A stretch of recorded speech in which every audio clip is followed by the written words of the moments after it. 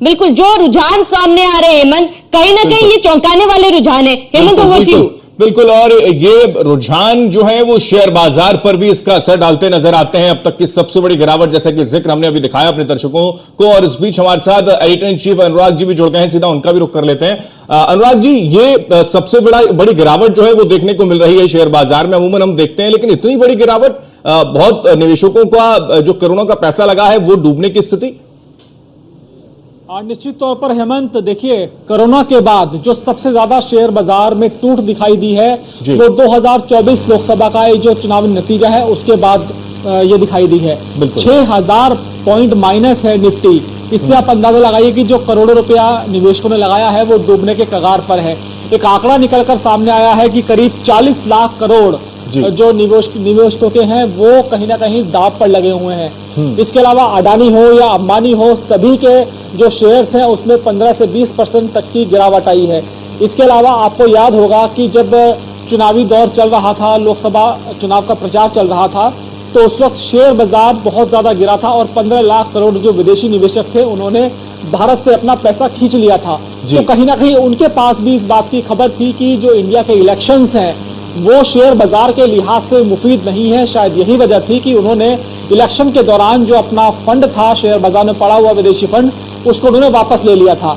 और उसके बाद जो देश के गृह मंत्री अमित शाह हैं और जो सीता निर्मला हैं, उन्होंने कहीं ना कहीं बयान दिया था मीडिया में आके लगातार जो शेयर बाजार गिर रहा था कि ये वक्त है शेयर बाजार में पैसा इन्वेस्ट करने का, और ये रॉकेट है, रॉकेट की तरह उड़ेगा और इन्वेस्टमेंट आपके हाथ जो इन्वेस्टमेंट है इतना बढ़ जाएगा कि शेयर बाजार में आप फिर पैसे नहीं लगा पाएंगे। उसके बाद जब देश के गृह मंत्री ने और जो देश की वित्त मंत्री थी उन्होंने जब ये बयान दिया तो थोड़ी सी तेजी आई शेयर बाजार में।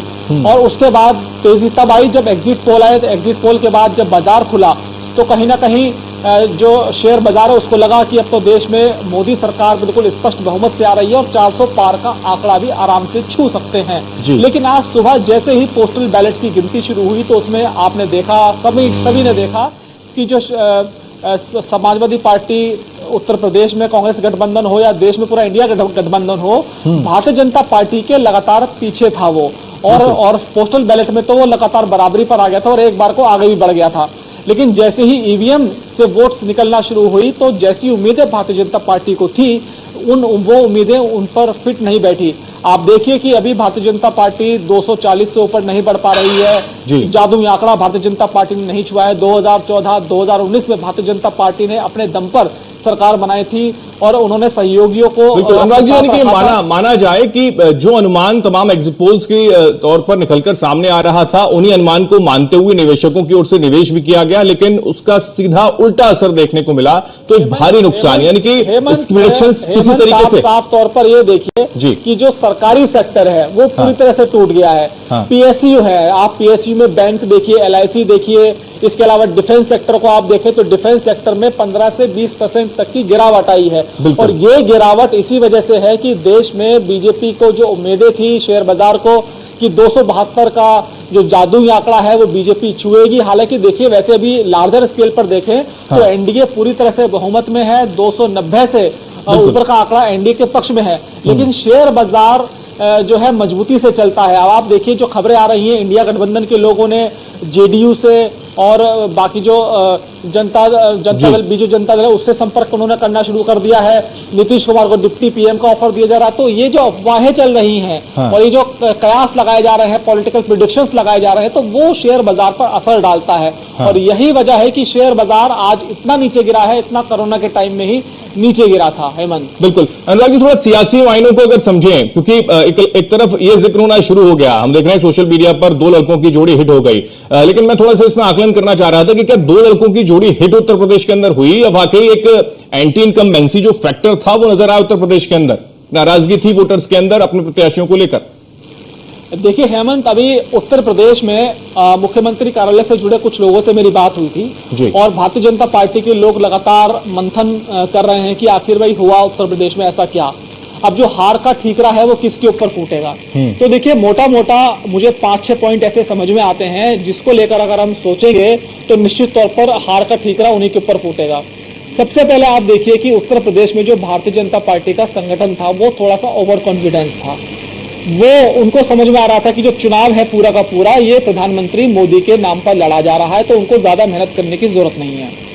दूसरी बात, जब यहाँ पर जो टिकट वितरण के लिए भाजपा में पूरा एक सिस्टम है, एक मैकेनिज्म है, तो उसमें जब सर्वे हुआ तो उसमें कई बातें सामने ये आई कि भाई फला प्रत्याशी है, फला जिला है, यहाँ पर ये नेगेटिव मार्किंग में है, यानी कि जो भारतीय जनता पार्टी की सेफ सीटें थी वो भी फंसी हुई थी अगर आप उस संबंधित प्रत्याशी को दोबारा से उस सांसद को टिकट देते हैं। लेकिन जब वो आंकड़ा दिल्ली पहुंचा तो सब में आपस में मैनेजमेंट हो गया कि नहीं भाई, हम उत्तर प्रदेश में राम मंदिर हमने बना दिया है, राम मंदिर की लहर चल रही है, लाभार्थी योजना हमारे पास है, और उत्तर प्रदेश में योगी जैसा मुख्यमंत्री हमारे पास है जिसके नाम का डंका बज रहा है, बाबा का बुलडोजर चल रहा है। तो ऐसे में हम लोग मोदी और योगी के नाम पर आसानी से जीत जाएंगे। तो ये बहुत बड़ी गलती भारतीय जनता पार्टी के रणनीतिकारों से हुई। तीसरी गलती ये हुई कि इस बार उत्तर प्रदेश के चुनावों में भारतीय जनता पार्टी ने हिंदू मुस्लिम की पिच पर मैच खेलने का प्रयास किया। लेकिन अगर हम विपक्ष की बात करें तो विपक्ष ने जो नैरेटिव है वो अपना सेट कर दिया। जैसे 400 पार का नारा लगा, तो 400 पार का जब नारा लगा तो घर गली मोहल्ले में ये बात थी कि भाई मोदी तो देश के पीएम बनी जाएंगे, भारतीय जनता पार्टी बड़ी पार्टी बनकर उभर कर सामने आ रही है। तो ऐसे में जो नेगेटिव जो सांसद थे जिनका खलनायक थे अपने एरिया में, तो लोगों ने मन बना लिया था भाई मोदी आपसे बैर नहीं है लेकिन इसकी खैर नहीं है। तो ये एक नेगेटिव फैक्टर चला। इसके अलावा संविधान वाली बात आई कि भाई 400 पार इनको क्यों चाहिए, संविधान ये चेंज कर देंगे। तो जो इसके अलावा जो दलित वोटर था, दलित वोटर में ये बात घर कर गई थी कि अगर ये लोग 400 पार कर गए तो संविधान खतरे में पड़ सकता है, जबकि भारतीय जनता पार्टी इसका डैमेज कंट्रोल नहीं कर पाई। इसके अलावा ये कहा जाता था कि भाई जो संघ है वो चुनाव में हमेशा एंड टाइम पे आकर लग जाता है। इस बार संघ भी चुनाव में नहीं लगा। वोटिंग परसेंटेज कम होना ये भी भारतीय जनता पार्टी के लिए बहुत नुकसानदेह साबित हुआ। तो मुख्य तौर पर ये सारी जो बातें हैं ये भारतीय जनता पार्टी में का उत्तर प्रदेश में हार का मुख्य कारण बनी।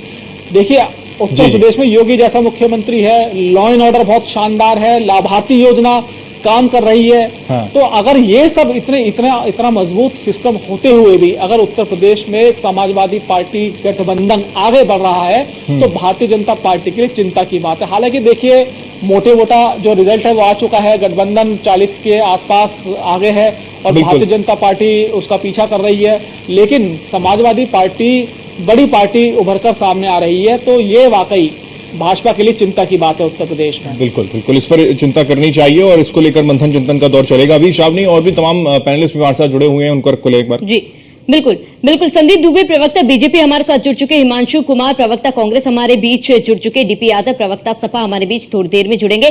संदीप दुबे जी, सबसे पहले आपका रुख करूंगी। जिस तरीके से तस्वीरें सामने आ रही है जहां बीजेपी, आप अगर इंडी गठबंधन की बात की जाए, लगातार बीजेपी ये कह रही थी कि 2 लड़कों की जोड़ी जो है वो फ्लॉप है, लेकिन तस्वीरें इस बार कुछ उलट नजर आ रही है। जिसे आप फ्लॉप बता रहे थे वो जोड़ी कमाल कर रही है।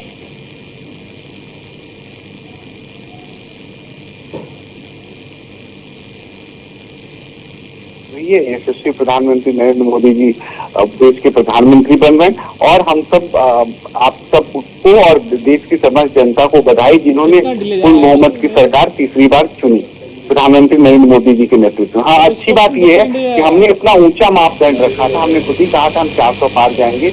आज इस बात की आलोचना हो रही कि हम 400 पार क्यों नहीं गए। ये ऐसे ही है कि क्लास में पढ़ने वाला बच्चा कहता है, माँ कहती है उसको 100% अंक आना चाहिए, बच्चा भी कहता है मैं 100 में 100 संदीप जी, वो तो ऐसी स्थिति बन गई। संदीप जी वो कह रहे हैं कि 400 की तो हवा बना ली, अगर इतनी हवा ना बनती तो सीटें इतनी भी ना जाती। वो तो ये भी कह रहे हैं। बात कंफर्म, आप गलती से उसे 80% आ गया अंक, है ना, तो आप उसकी आलोचना कर रहे हैं। तो अच्छी बात ये है इस आलोचना में कि हमारे लिए बहुत कुछ छुपा हुआ है। हमें ये सोचना है कि हमने कहीं अगर गलतियां करी हैं तो उसको ठीक करने का काम कि हमारा है, हम उसे ठीक करेंगे। जो लोग हमसे नाराज हैं, लोकतंत्र तो दिल जीतने का नाम है। जिन लोगों ने लोगों का दिल जीता वो उसी को मिलता है और जहां जहां कहीं हमसे चूक हुई है उस चूक को सुधारने का हमें अवसर भी जनता ने दिया। ऐसा नहीं कि हमें हाशिए पे लाके खड़ा कर दिया। और देश की जनता बहुत समझदार है, उसने अपने वोट और मत का प्रयोग ऐसे किया है कि एक अच्छा विपक्ष भी देने का कार्य किया। तो ये सरकार और कटिबद्ध होगी और हम मेहनत से काम करेंगे। और प्रधानमंत्री जी का तो मूल मंत्र है सबका साथ सबका विकास, और सबके सहयोग से हम सरकार भी चलाएंगे और ये सरकार मजबूत सरकार होगी और जनता से किए वादे पूरे करेंगे। लेकिन और अब डोरे डालने शुरू कर दिए हैं तो विपक्ष के नेताओं ने, वहां बैठकें तो चल रही हैं, उसके साथ साथ डोरे डालने शुरू कर दिए। नीतीश कुमार के लिए एक जिक्र होना शुरू हो गया है कि भाई उनसे बातचीत सूत्रों के हवाले से जानकारी आ रही है। अनुराग जी भी शायद कुछ सवाल करना चाह रहे हैं आपसे। एक बार अनुराग जी कुछ कहना चाह रहे थे आप। संजीव आप देखिए संदीप जी, आपको क्या लगता है कि उत्तर प्रदेश में हार के मुख्य कारण क्या रहे? आपने चुनाव में पूरी तरह से हिंदू मुस्लिम की पिच पर आने की कोशिश की, लेकिन जो समाजवादी पार्टी गठबंधन था उसने इस चुनाव को पूरी तरह से जातीय बना दिया। तो क्या जाति हारी पड़ी सनातन पर? अनुराग जी देखिए, बिल्कुल आप स्पष्ट तौर से अगर देखा जाए तो जो हम उत्तर प्रदेश के संदर्भ में जो बात कह रहे हैं, बिल्कुल मैं हमेशा कहता हूं कि कांग्रेस जहां भी राजनीति देश में करती है, जातियों की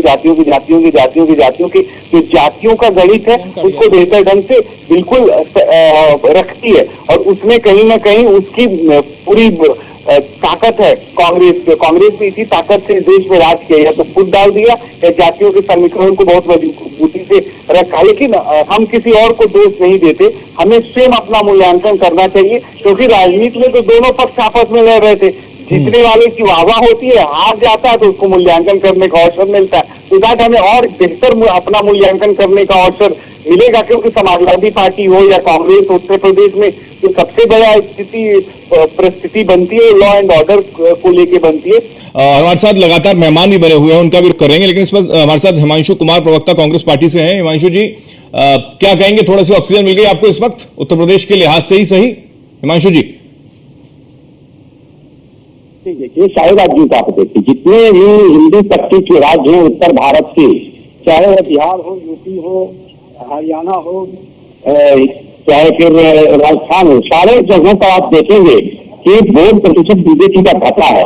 ये कहीं न कहीं साबित करता है कि जो जमीन से जुड़े हुए मुद्दे हैं, जिन मुद्दों को लेकर के हमने लगातार संघर्ष किया है, जिन मुद्दों को लगातार हमने उठाया है, उन मुद्दों पर आज जनता की मुहर लगी है। दूसरी बात कि जो लोग चाहते थे कि इस देश को हम हिटलरशाही की ओर ले जाए, उनको करारा तमाचा लगाया। आज देश में लोकतंत्र की जीत हुई है, संविधान की जीत हुई है, क्योंकि भारतीय जनता पार्टी का अकेला बहुमत नहीं होना इस बात को साबित करता है। हिमांशु जी सरकार बना रही क्या आप? लेकिन निश्चित तौर पर आप सरकार बनाएंगे। आईटी और ईडी और अन्य जो एजेंसियां हैं जिसका भारतीय जनता पार्टी लगातार दुरुपयोग कर रही थी, तो उससे जो लोग भयाक्रांत थे, जितने भी दल के लोग, तो वो लोग आज इंडिया गठबंधन की तरफ दिखाती में। मैं आपको बता दूं, एक समाचार आपको पता ही होगा कि एक बैनर लगा है पटना में, बिहार के पटना में, और वहां लिखा गया है कि नीतीश कुमार सबके। दूसरी बात, जो सम्राट चौधरी जी हैं, बीजेपी के प्रदेश का अध्यक्ष हैं बिहार के, उन्होंने जाकर के मिलने का प्रयास किया है वहां पर नीतीश कुमार जी से, लेकिन वो सफल नहीं हो पाए नीतीश कुमार जी से मिलने में। नीतीश कुमार जी उनको मिलने का समय नहीं दिया है। दूसरी ओर तेलुगु देशम पार्टी, जिसके अध्यक्ष चंद्रबाबू नायडू जी हैं, और चंद्रबाबू नायडू जी को मिलने का समय नहीं देते थे ये लोग। भारतीय जनता पार्टी प्रधानमंत्री का ऑफर उनको मिल जाएगा क्या नीतीश कुमार को? ऐसा अगर ऑफर दे दिया गया कुछ?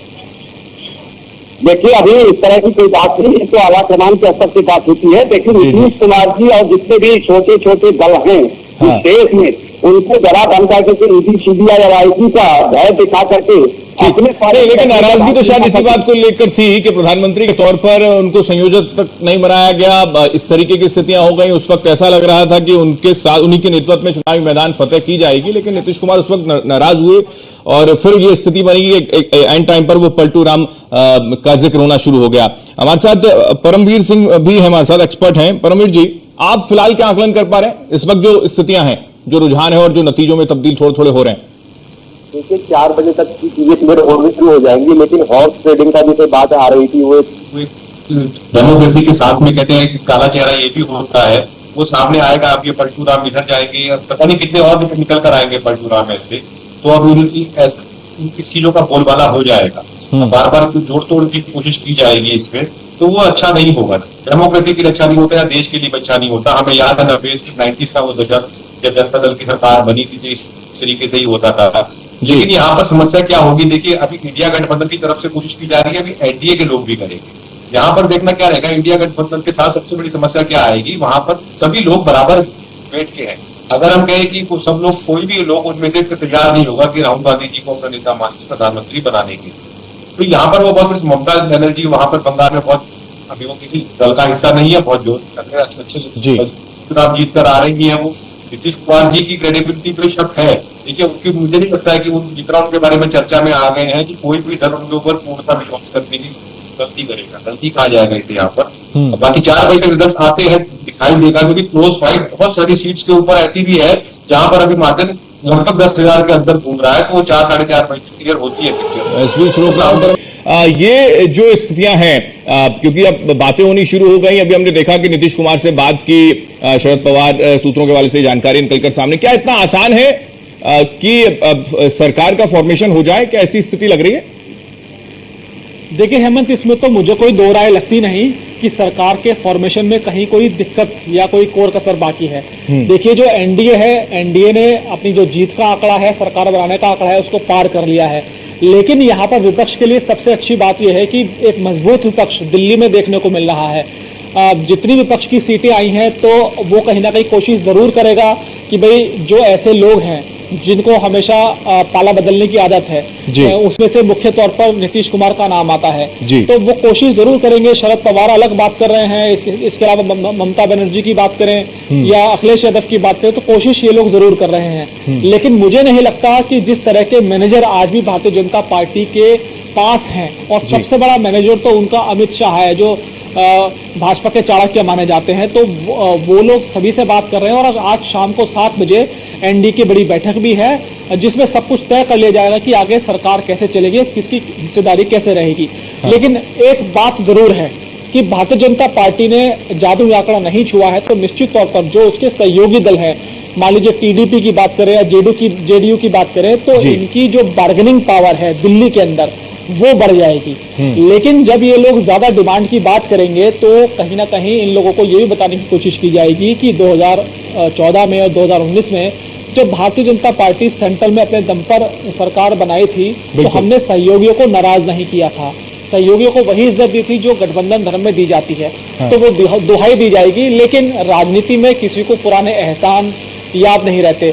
सभी को दिखता है कि आज हमें मौके पर क्या मिल रहा है और कैसे हम लोग मजबूत हो। तो निश्चित तौर पर जो जेडीयू है और टीडीपी, वो अपनी बार्गेनिंग पावर दिल्ली में बढ़ाएगा। और जब मंत्रिमंडल की बात होगी, तो जो देश के प्रधानमंत्री नरेंद्र मोदी हैं और भाजपा के चाणक्य अमित शाह हैं, अपनी मर्जी से जो लोग वो काम करते थे उतनी मजबूती से काम नहीं कर पाएंगे, ये बिल्कुल तय माना जा रहा है।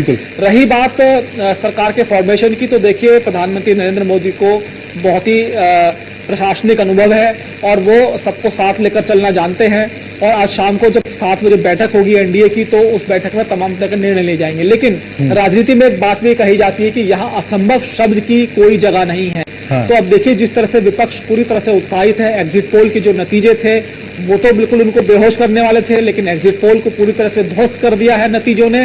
भले ही देश में एनडीए की सरकार ने जो आंकड़ा है वो पार कर लिया है 298 के आसपास, और थोड़ा सा अभी घटेगा पड़ेगा, शाम 5-6 बजे तक हमें वेट करना पड़ेगा। लेकिन विपक्ष के लिए उत्साह करने वाली बात यह है कि एक तो उत्तर प्रदेश में जो कांग्रेस, लेकिन सबसे महत्वपूर्ण बात अनुराग जी क्या नहीं लगती कि क्षेत्रीय पार्टियों को लेकर अलग अलग तरीके का जिक्र होना शुरू हो गया था। एक तरफा जीत, विपक्ष की भूमिका कहीं कुछ नहीं, खासकर कई अगर स्टेट की अगर बात करें तो क्षेत्रीय दल को एकदम छोटा किया जा रहा था। और यही वजह है कि चाहे श्रोमणी अकाली दल हो, ये नाराज हुए, छूट गए, अलग हो गए घटक दल, शिवसेना में 2 फाड़ हो गए, एनसीपी में 2 फाड़ हो गए। तो क्या इन्हीं बेसिस के सहारे इंडिया अलायंस कहेगा कि आप स्थितियों को समझें, कल को आपके साथ भी ऐसी स्थिति ना हो जाए? क्या ऐसी संभावना है? देखिए, ये सब स्पेकुलेशन है हेमंत अभी। लेकिन अभी देश में जो है जो प्रधानमंत्री नरेंद्र मोदी हैं, उनके फैसले के लिए सब कुछ जाना जाता है। भारतीय जनता पार्टी के पास मैनेजर्स की कोई कमी नहीं है, पूरा का पूरा सिस्टम उनके पास है। तो अभी जल्दबाजी होगी, लेकिन हाँ, विपक्ष अभी उत्साहित बहुत ज्यादा है, उत्साहित होना भी चाहिए। क्योंकि एग्जिट पोल में जिस तरह से विपक्ष को पूरी तरह से नकार दिया गया था और उत्तर प्रदेश में मात्र 10 सीटें दी जा रही थी कांग्रेस समाजवादी पार्टी गठबंधन को, तो यहाँ पर तो उन्होंने ऐतिहासिक जीत हासिल की है। और जो जोड़ी कही जाती थी कि हमेशा फेल है, इस जोड़ी का हमेशा मजाक उड़ाया जाता था, फनी इमेजेस बनाई जाती थी, रील्स बनाई जाती थी। तो ऐसे में कहीं ना कहीं जो उत्तर प्रदेश में जो गठबंधन का प्रयोग है, इस बार अखिलेश यादव उसको करने में सफल रहे।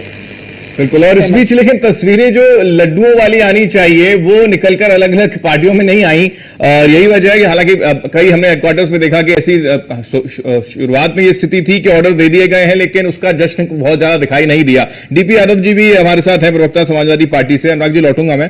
डीपी यादव जी, खुश है लेकिन छोटा भाई बड़ा भाई को लेकर लगातार आकलन होता था, इस बार क्या लग रहा है कि छोटा भाई कौन बड़ा भाई कौन, क्या स्थिति है? डीपी यादव जी, तो लगता है उनसे संपर्क नहीं हुआ, एक बार फिर कोशिश करेंगे। परमवीर जी हमारे साथ हैं। परमवीर जी, क्या कहेंगे? उत्तर प्रदेश के अंदर जो जिक्र भी अनुराग जी भी कर रहे थे कि दो लड़कों की जोड़ी जो है हिट हो गई, क्या ऐसी स्थिति है कि हाँ वाकई में हिट हो गई? वो वोट प्रतिशत में नजर भी आ रहा है क्या? अखिलेश यादव जी हिट हो गए हैं। राहुल गांधी जी का अगर हम देखिए, कांग्रेस की बात करें, ग्राउंड के ऊपर उनका संगठन इतना मजबूत नहीं था कि वो अकेले अगर चुनाव लड़ते तो ऐसी जीत पा सकते थे। तो अखिलेश यादव जी ने जो उनके ऊपर हाथ रखा है उसकी वजह से उनको जीत मिली है। और तो यहाँ पर अखिलेश यादव जी को ही नंबर दिए जाएंगे। वो उनके सहयोगी सेकंड हीरो के रूप में राहुल गांधी जी को जोड़ा जा सकता है। 2% से भी कम वोट शेयर रह गया था कांग्रेस पार्टी का, और संगठन दिखाई भी नहीं देता है ग्राउंड के ऊपर। तो अखिलेश यादव जी जरूर जीते हैं, और इंडिया गठबंधन के अंदर भी अखिलेश यादव जी का कद बहुत बढ़ गया है।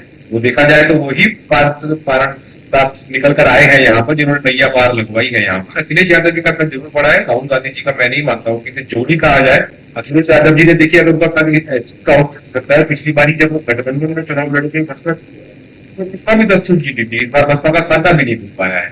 तो देश की राजनीति में और यूपी की राजनीति में अखिलेश जी का सिक्का जरूर चौका है, और वो ही एक किंग मेकर के रूप में उभर कर आए हैं, जिसकी वजह से कांग्रेस के राहुल गांधी जी भी अपना अमेठी में हार गए थे पिछली बार। इस बार अखिलेश यादव जी का आशीर्वाद है तो इतना आगे बढ़ा है, क्योंकि स्वाभाविक सी बात है, जनता भी कहेगी, उनकी पार्टी भी कहेगी। और वहां पर पोस्टर लगने यूपी में शुरू भी हो गए हैं फ्लैक्स, जहां पर अखिलेश यादव जी को मांग की जा रही है कि प्रधानमंत्री के रूप में पोर्ट्रे कर रही है समाजवादी पार्टी, उनके कार्यकर्ता। ये अखिलेश यादव जी की जीत मानी जाएगी, इसमें कांग्रेस की जोड़ी कहना ये ठीक नहीं होगा। बिल्कुल परमवीर जी, हम लौटेंगे आपके पास। संदीप जी, आपका रुख करूंगी, क्योंकि देखिए अनुराग जी ने तमाम फैक्टर्स का जिक्र किया है यहाँ पर कि किन किन वजहों से जहां बीजेपी 400 पार का नारा लगा रही थी और अब तक के रुझान में 290 से 92 में सिमट के रही है बीजेपी। ऐसे में बड़ा सवाल यह है, प्रधानमंत्री मोदी और सीएम योगी आदित्यनाथ के नाम पर चुनाव लड़ा जा रहा था, और कहीं ना कहीं जो कार्यकर्ता और सांसद है बीजेपी के वो निश्चिंत रह गए थे, इसलिए वो मैदान में भी काफी ज्यादा कम उतर रहे थे, क्योंकि वो आश्वस्त थे जीत को लेकर। क्या ये भी एक फैक्टर आप मान रहे हैं? रानी जी, देखिए अभी इंडिया की गठबंधन को 231 सीटें मिली है, भाजपा खुद ही 240 के आसपास है। तो अभी भी हम पूरे विपक्ष को ले ले, पूरा विपक्ष एक तरफ और केवल भाजपा एक तरफ। और दूसरा, इस देश का इतिहास रहा, जब भी विपक्ष एक होके लड़ा, बड़ी बड़ी सत्ताएं यहाँ से चली गई। वो चाहे इंदिरा जी का ले लीजिए, देश के किसी भी चुनाव को ले लीजिए, पहली बार ये ऐतिहासिक चुनाव हुआ है जिसमें 2 बार लगातार प्रधानमंत्री नरेंद्र मोदी जी रहे, 10 साल का शासन रहा, एंटी इनकम्बेंसी नहीं थी, और तीसरी बार जो इलेक्शन हुआ पूरा विपक्ष एक होकर प्रधानमंत्री को हटाने के लिए लड़ रहा था, तब भी हम 290 प्लस जा रहे हैं। आपके हिसाब से हम 300 के आसपास जाएंगे, लेकिन मेरे हिसाब से जब गिनती पूरी खत्म हो जाएगी 310 या 15 के आसपास तो पूरी सीटें आएंगी। कई जगह हम 1500 और 2000 पे भी 10 से 15 सीटें ऐसी हैं जहां से हम पीछे चल रहे हैं। तो ये ऐसी स्थिति बनी है। हाँ, ठीक है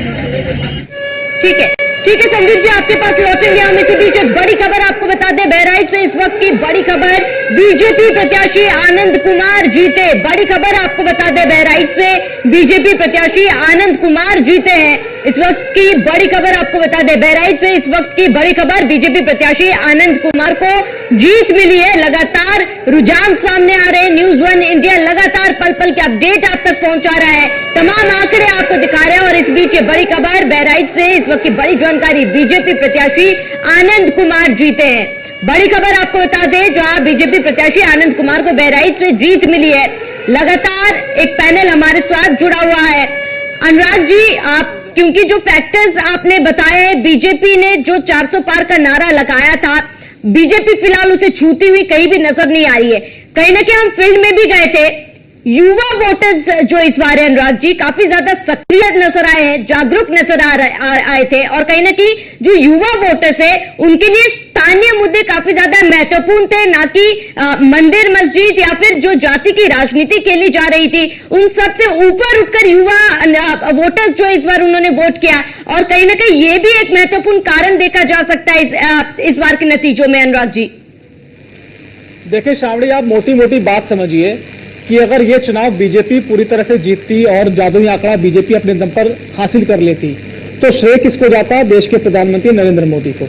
लेकिन जब वही पार्टी थोड़ा सा डाउन जा रही है, हालांकि आज भी पूरे विपक्ष को एक कर दीजिए, भारतीय जनता पार्टी को एक कर दीजिए, तो भारतीय जनता पार्टी अभी सबसे बड़ी पार्टी निकलकर सामने आ रही है।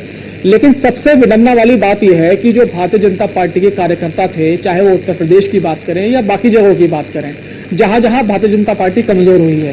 देखिए, एक तो वहां टिकट डिस्ट्रीब्यूशन की बात मैंने आपको बताई, दूसरा वो लोग आत्मविश्वास से लबरेज थे कि भाई हमारे जो प्रधानमंत्री हैं वो इतने ओजस्वी हैं, इतने तेजस्वी हैं कि हमें ज्यादा मेहनत करने की जरूरत नहीं है। जबकि ग्राउंड पर जो विपक्ष के नेता थे बहुत ज्यादा एग्रेसिव थे। तो ये भी एक हार का बहुत बड़ा कारण बना कि जब आप ओवर कॉन्फिडेंट हो जाते हैं तो कहीं ना कहीं जो आपका अति आत्मविश्वास है वो आपको ले डूबता है।